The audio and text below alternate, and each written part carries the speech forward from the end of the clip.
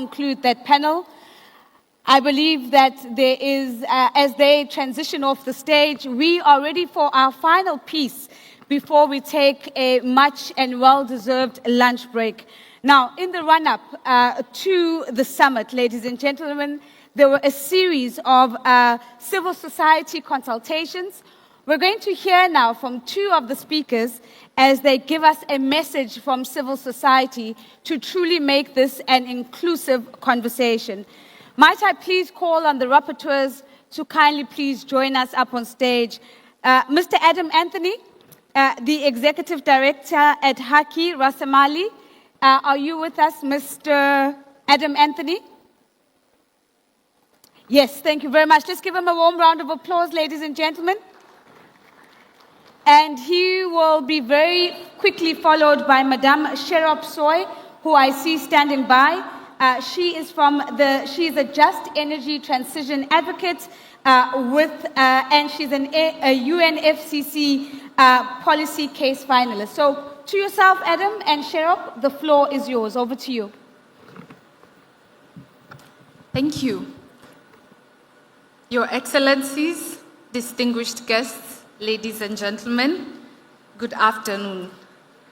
Having considered that nearly 600 million people in sub-Saharan Africa live without access to electricity, representing nearly 83% of the world's unelectrified population, having considered further that without access to sustainable, affordable, and reliable energy, Sub-Saharan Africa risks not reaching its development targets, including lifting millions, if not billions, out of poverty.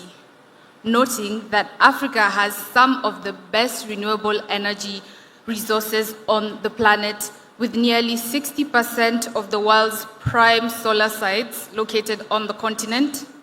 Noting that access to sustainable, affordable, reliable energy is key to powering Africa and transforming national economies and regional development, acknowledging the World Bank and Africa Development Bank's mission to connect 300 million people to electricity in sub-Saharan Africa by 2030, convinced that this summit is committed to mobilizing financial and political support for sustainable, affordable, and reliable energy access from across the continent to unlock economic and human development opportunities, and having adopted Africa Union's Vision 2060's objective to harness Africa's energy resources to ensure that modern, efficient, reliable, cost-effective, renewable, and environmentally friendly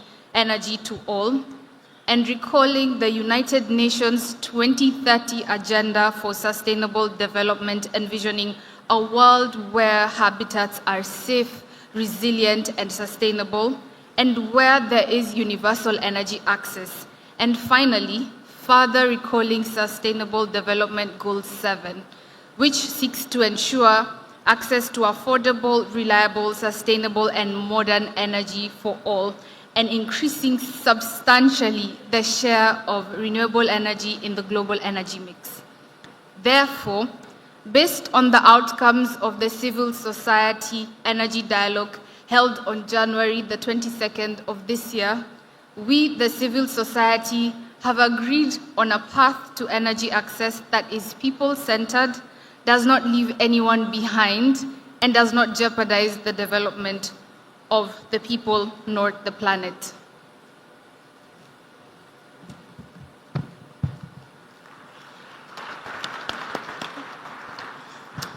Excellencies, distinguished guests, ladies and gentlemen, on behalf of the African civil societies, these are our recommendations. Emphasize that investment must be multidimensional and cross-sectoral, focused on generation, transmission, distribution, and where possible, regional interconnection to ensure quality, reliability, and affordability of power supply. Urges that the commitment to connect 300 million people in Africa must also ensure the transition to more diversified and cleaner sources of energy.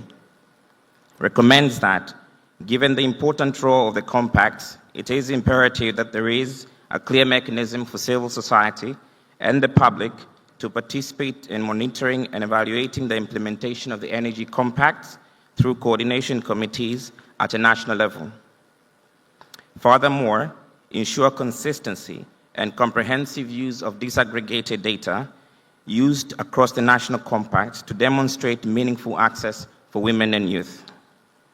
Encourages transparency and accountability in every aspect of Mission 300 implementation, including meaningful stakeholder engagement in implementing, monitoring, and reporting of the national compacts.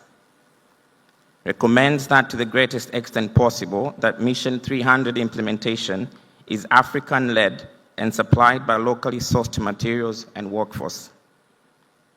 Recommends that the initiative promotes energy policy reforms capable of providing decentralized renewable energy systems to ensure affordable and better electricity access for communities, especially for women and youth.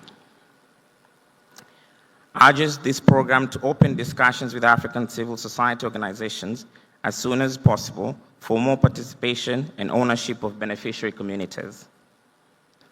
Urges that the Mission 300 technical expertise must be sourced from the continent, including from the private sector and the civil society, who have practical experience in policy, law, finance, and citizen engagement.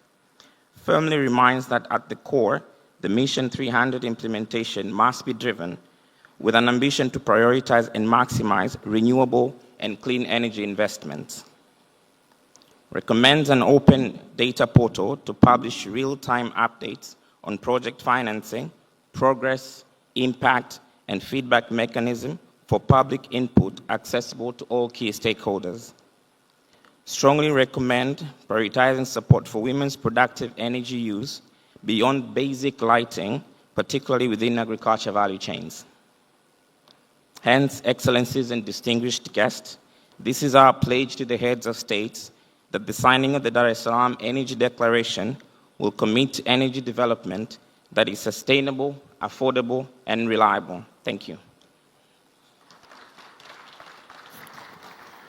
A very big thank you to Mr. Anthony and Madame Soy. Ladies and gentlemen, just one more minute of your attention as I share a few announcements to transition us into lunch and post-lunch.